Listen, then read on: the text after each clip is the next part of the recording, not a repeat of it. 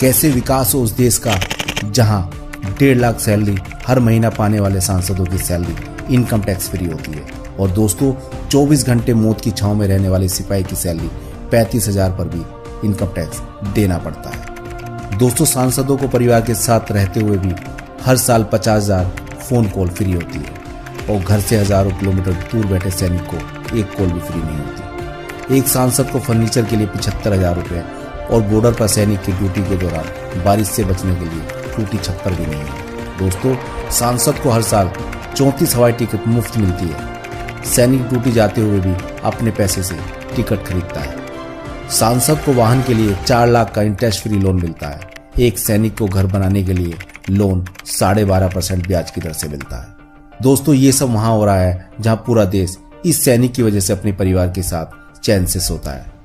दोस्तों एक बेटी ने अपनी माँ से पूछा, माँ रेडियो पे सुना है इंडिया जीत गई, जो खेल रहे थे उन्हें 1 करोड़ रुपया मिला है। माँ बोली, हाँ बेटी, सरकार कहती है कि वो देश के लिए खेल रहे थे इसलिए। बेटी आसमान से हेलीकॉप्टर से लटकते जवान को देखकर बोली, माँ क्या इन्हें भी 1 करोड़ रुपया मिलेगा?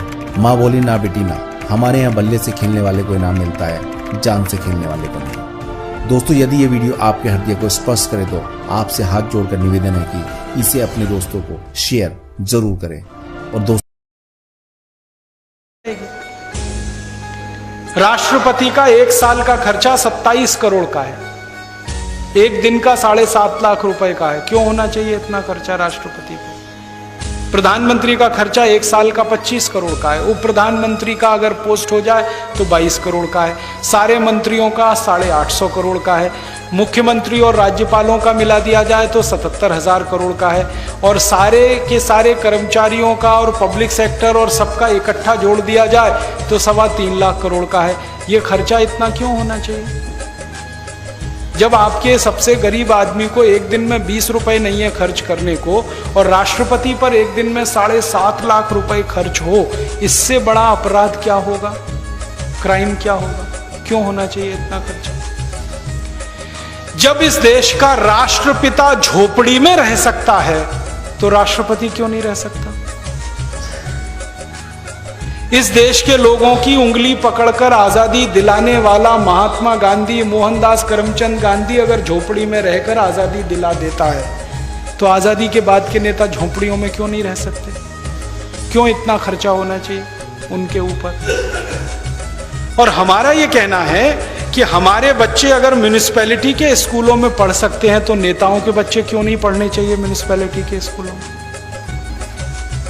उनके बच्चे अमेरिका और यूरोप में क्यों जाने चाहिए? हमारा इलाज अगर सरकारी अस्पतालों में होता है तो मंत्रियों का इलाज क्यों नहीं होना चाहिए सरकारी अस्पतालों में? वो क्यों एम्स में भर्ती होते हैं? उनके कोई विशेष अधिकार हैं इसलिए ना, हम तो विशेष अधिकार खत्म करना चाहते हैं। आप दुनिया के तमाम देशों में जाओ, फ्रांस में जाओ, जर्मनी में जाओ, डेनमार्क में, स्वीडन में, कहीं भी चले जाओ, शाम को 5 बजे के बाद उस देश के राष्ट्रपति आपको सब्जी खरीदते हुए, अपना थैला लटकाते हुए दुकानों में दिखाई दे जाएंगे। राष्ट्रपति और प्रधानमंत्री भारत में क्यों नहीं हो सकता? साधारण आदमी की तरह जिंदगी क्यों नहीं बिता सकते? उनको जेट सिक्योरिटी क्यों चाहिए? वो कहते हैं जी इनको मरने का डर है। तो मरने का डर है तो राजनीति में क्यों आए? घर में बैठो। अगर इतना रिस्क नहीं ले सकते तो किसने कहा था पॉलिटिक्स में आने के लिए? घर बैठो ना, अपना धंधा करो, बिजनेस करो। हमारे यहां तो जिन लोगों को मरने का डर नहीं था वही लोग राजनीति में आए थे। भगत सिंह, ऊधम सिंह, चंद्रशेखर, जिनको मरने का ही डर नहीं था, जवान जिंदगी को दांव पे लगा देने का डर नहीं था, वही पॉलिटिक्स में आए थे। तो आजादी के बाद मरने का डर क्या है? सिक्योरिटी पर इतना खर्चा क्यों? और मेरा एक ही कहना है कि अगर इन नेताओं ने किसी का कुछ बिगाड़ा नहीं तो इनको चिंता क्या मरने की? कोई मारेगा क्यों? और अगर इन्होंने बिगाड़ा ही बिगाड़ा है तो इनको क्यों नहीं मार देना चाहिए? क्यों जिंदा रखना? आप बताओ ना, किसी का कुछ बिगाड़ा नहीं तो आप चिंता क्यों कर रहे हो? भगवान आपकी रक्षा करेगा। और जो जिंदगी भर बिगाड़ा है तो आपको जिंदा क्यों रहने दिया जाए? क्यों नहीं खत्म कर दिया जाए आपको इस व्यवस्था में? तो ये फालतू के खर्चे जो नेताओं पर हो रहे हैं, यही खर्चे को खत्म करके हम शिक्षा में खर्चा करने लगे तो हर गरीब आदमी का बच्चा बिना 1 पैसा दिए पढ़ाई कर सकता है। Engineer, doctor, chartered accountant, manager, IAS, IPS बन सकता है। थोड़ा सा चेंज करना है सिस्टम। हमारा मानना है कि सारे सांसद, सारे विधायक वैसे ही साधारण तरीके से रहें जैसे इस देश का आम आदमी रहता है, क्योंकि वो उसके प्रतिनिधि हैं।